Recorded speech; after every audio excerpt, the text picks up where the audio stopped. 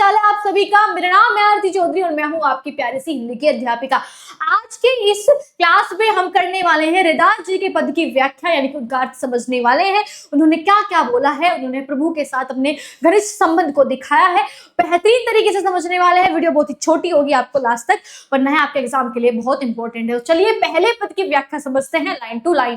पहले पद में रैदास जी कहते हैं प्रभु जी को कि अब कैसे छूटे राम रट लागी, कि अब मुझसे राम नाम की रट छूट ही नहीं रही है।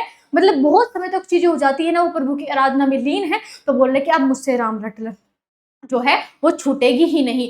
प्रभु जी तुम चंदन हम पानी, जाकी अंग अंग बास समानी, कि प्रभु जी आप चंदन के समान हो और मैं पानी के समान हूं। जिस प्रकार पानी में चंदन घुलकर अपनी कुछ सुगंध जो है वो छोड़ देता है और अगर उससे कोई व्यक्ति नहाता है तो वो भी सुगंधित हो जाता है, ऐसे ही आप मुझ में समाये हुए हो और आप जो है मुझ में इसी तरीके से मिले हुए हो। प्रभु जी तुम घन बन हम मोरा, जैसे चितवन चंद चकोरा, की प्रभु जी आप वो घने बादल के समान हो जिसको देखकर मोर आनंदमय हो जाता है, खुश हो जाता है और नाचने लगता है। आपको देखकर मैं भी ऐसी तरीके से खुश होता हूँ, आनंदमय होता हूँ। प्रभु जी आप जैसे कि चकोरा जो पक्षी होता है वो अपनी चकोरी को छोड़कर पूरी रात चांद की चाह रखता है, चांद को निहारता है, ऐसे ही मैं आपकी चाह रखता हूँ, ऐसे ही मैं आपका चिंतन करता रहता हूँ। प्रभु जी तुम दीपक हो और मैं बाती हूँ, आपके साथ ही मिलकर मैं पूरा होता हूँ, आपका साथ है तो मैं पूरा रात जो है सबको उजियारा देता रहता हूँ। प्रभु जी तुम मोती हम धागा, प्रभु जी हम एक मामूली सा धागा है, आप एक अमूल्य मोती हो, आपके साथ मिलकर हमारी भी वैल्यू बढ़ जाती है, ये बताएगा। प्रभु जी आप एक सोने के समान हो और एक मैं सुहागा हूँ, सुहागे की वैल्यू थोड़ी कम होती है और अगर सोने पर सुहागा लग जाता है तो सोने की चमक मतलब बढ़ जाती है। तो प्रभु जी मतलब रैदास जी बोलते हैं कि आपके साथ मिलकर मेरा भी अस्तित्व बढ़ गया है, सोना अमूल्य होता है। तो यहाँ पर दिखाया गया प्रभु जी तुम स्वामी हम दासा, ऐसी भक्ति करे रैदासा की प्रभु जी आप एक स्वामी के समान हो और मैं एक आपका मामूली सा जो है नौकर दास हूँ, ऐसी भक्ति मैं आपसे करता हूँ। तो ये भक्ति और अपने मतलब कि अपने आराध्य के बीच में अपनी भक्ति का उन्होंने गुणगान यानी कि वर्णन किया है।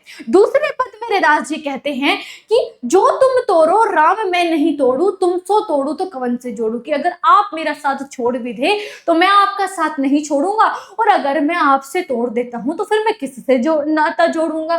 तीरथ व्रत मैं करूं अंदेशा, तुमरे चरण कमल एक भरोसा, कि मुझे बाहरी आडंबर पर कोई भी भरोसा नहीं है, ना मैं कहीं तीरथ जाता ना मैं कोई व्रत करता, मुझे तो आपके चरणों पर ही रहना है, आपके कमल रूपी चरण पे ही मुझे आराधना है, आस है।